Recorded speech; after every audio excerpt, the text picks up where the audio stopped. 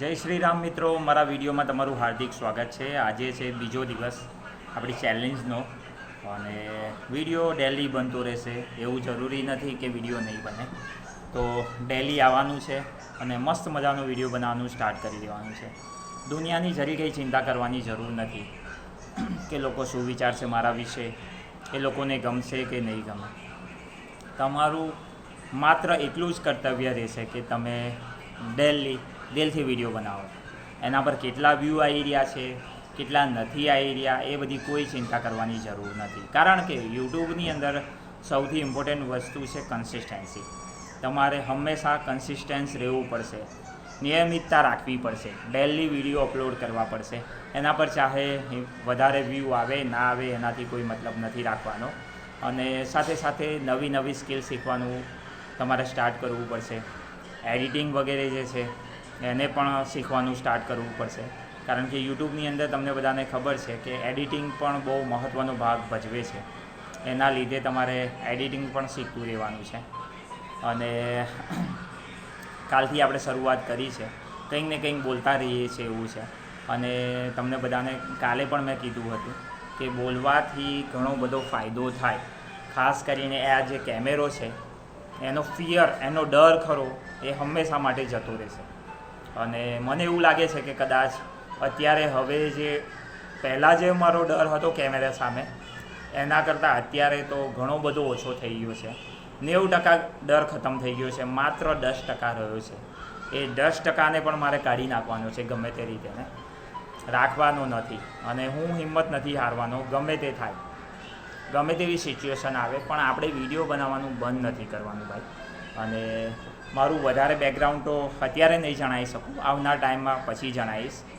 કાલે ઇન્ટ્રોડક્શન આપી દીધો હતો કે હું આણંદથી છું, બરાબર છે, ગુજરાતની અંદર, તો વધારે નહીં, અને મારી કંઈક અલગ જ જોબ છે, તો હું મારી જોબ વિશે પણ અત્યારે તમને કંઈ વધારે નહીં કહી શકું કે હું આની અંદર છું, અથવા તો મારી આવી કંઈક અલગ ડ્યુટી છે કે ગમે તે, પછી જણાવીશ કદાચ આવનાર ટાઈમમાં, પણ અત્યારે હું નહીં કહી શકું।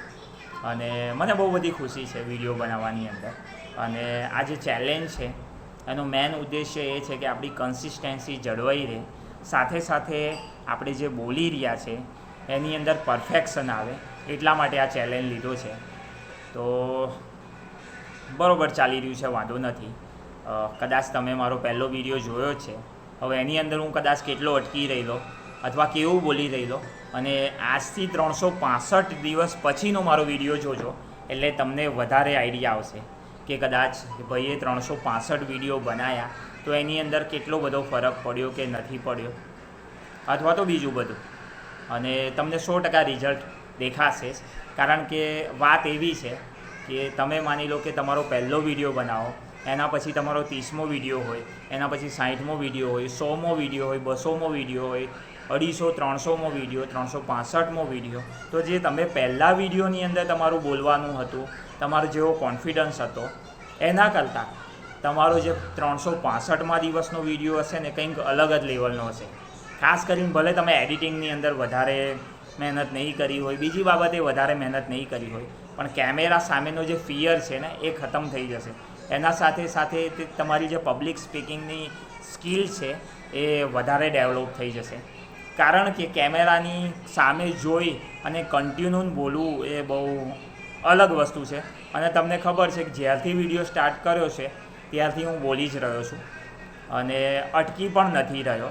તો આ બધું એક દિવસની અંદર આવતું નથી, એના માટે ટાઈમ લાગે છે, મહેનત લાગે છે, થોડું ઘણું સંઘર્ષ પણ લાગે છે, ત્યારે આવે છે।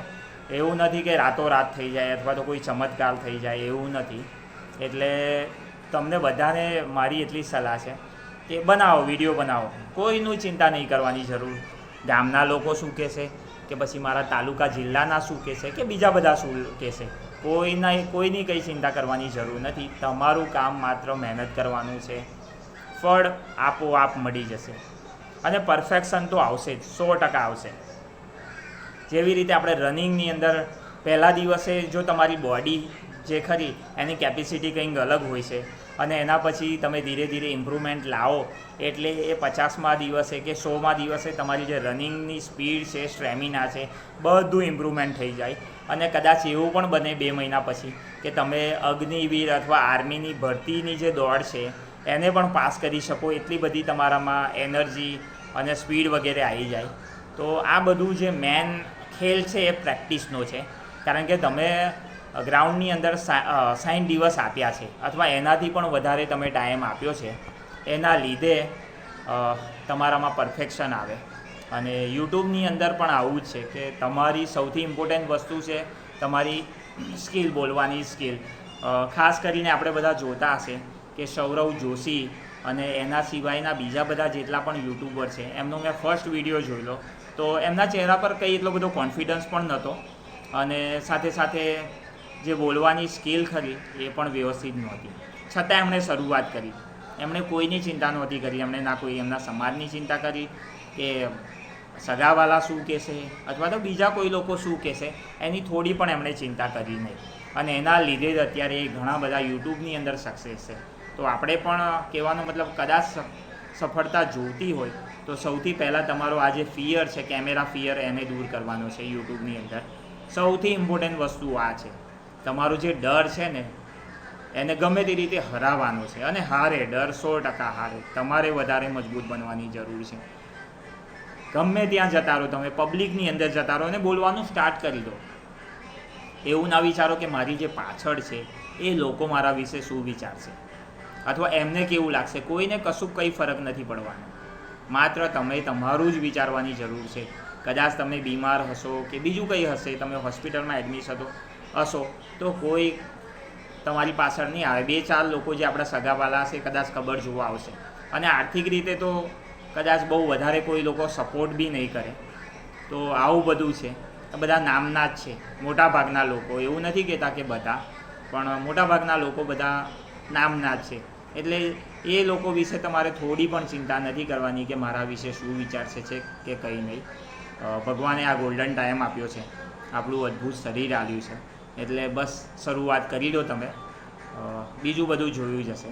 કંઈ નહીં તો છેલ્લે તમારી જે બોલવાની સ્પીચ છે એ તો ઇમ્પ્રુવમેન્ટ થશે જ. બીજું કંઈ વધારે કદાચ યુટ્યુબમાં તમને સક્સેસ મળે ના મળે, પણ તમે જે બોલી રહ્યા છો એ પરફેક્ટ બોલશો અને તમારી જે બોલવાની સ્પીચ છે બહુ પાવરફુલ થઈ જશે અને તમે કોન્ફિડન્ટલી બોલી શકશો. એટલું તો થઈ જવાનું છે. એટલે શરૂઆત કરી દો અને ચાલો મળીએ હવે કાલના વિડીયોમાં.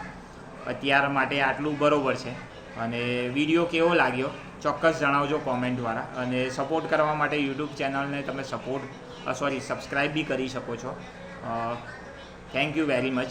જય શ્રી રામ.